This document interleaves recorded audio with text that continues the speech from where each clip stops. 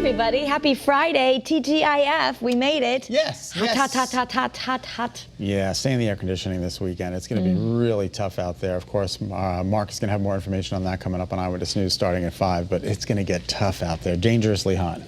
Now, if you're going to a wedding this weekend, yeah, don't do this. Don't do this. There's a new debate on iPhones and smartphones at weddings. This is a photographer who went on a rant on Facebook because someone with an iPhone actually photobombed what would have been a really beautiful moment to capture at the wedding. Really unfortunate, right? So they stuck their phones out, and the photographer writes this whole thing. Not only did you ruin my shot, but you took this moment away from the groom, father of the bride, and the bride. What exactly do you plan to do with that photo? Honestly, are you going to print it out, save it, look at it every day? No, you're not. So put the phones down and relax and enjoy the wedding. That's what people always say, do you have any pictures of where you go? I'm like, no, I'm in the moment. I very rarely take pictures of anything. Yeah, you almost take none. And maybe somewhere, I like to take some, but I'm not someone, I don't like to look through the phone the whole time. But that is the way a lot of people are living now. You're going to videotape everything, see everything. What are you going to do with it? Clogs your iCloud. I mean, what are you going to do? My cloud, hey, get off of my cloud. A lot of weddings now are doing, during the ceremony, I've seen those signs of, no cell phones, phones off, no pictures. They're really notifying people, like, do not. Maybe at the party it's okay, but not during the ceremony. Anyway, tomorrow's the official anniversary of the Apollo 11 landing on the moon. In 1969, Apollo 11 became the first manned spacecraft to land on the moon. Kara? So cool. The event is still one of the most iconic in modern American history.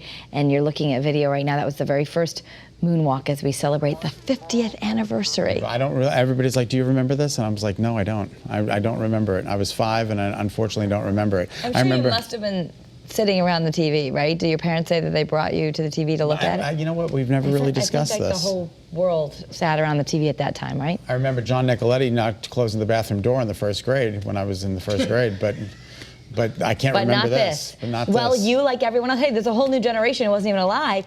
So there's so many specials. The Connecticut Science Center has something great going on this weekend. You can go, it's air conditioned there. You can watch the movie for $1.50. Oh, really? Yeah, because that's how much it would have cost back then. That's awesome. And there's also lots of stuff on TV. So I think it's a great opportunity to go back because, even if you were alive, you were really young. And some people weren't alive, so it's awesome. Absolutely.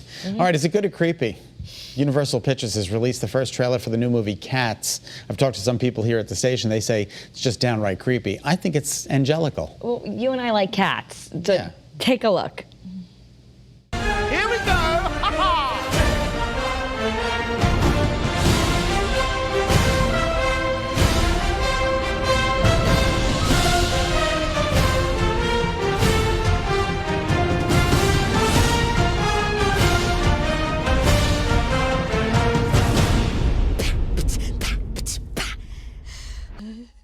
What a great cast. I think this will be fun to see. It's an unbelievable cast. I know. You see lots of shots of Jennifer Hudson, Taylor Swift, all of the famous people. Now, I have a best friend from college who's terrified of cats. Yeah. So that would freak her out because she believes that all cats live to jump on your head. No matter how many times I've told her that they don't do that. So like the cat on the chandelier, I think she'd go running from the TV. So if you're someone who doesn't really, don't trust cats, it's maybe creepy, but I think it looks cool. I love it. I love it. I love it. I love the cats. I love the musical. I'm going to love the movie.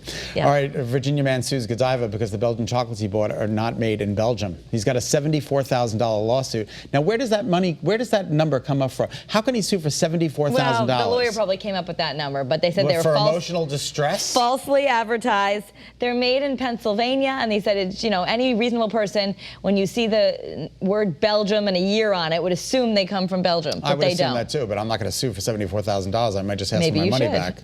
$74,000? $74,000? For real? For pain and suffering. I don't know.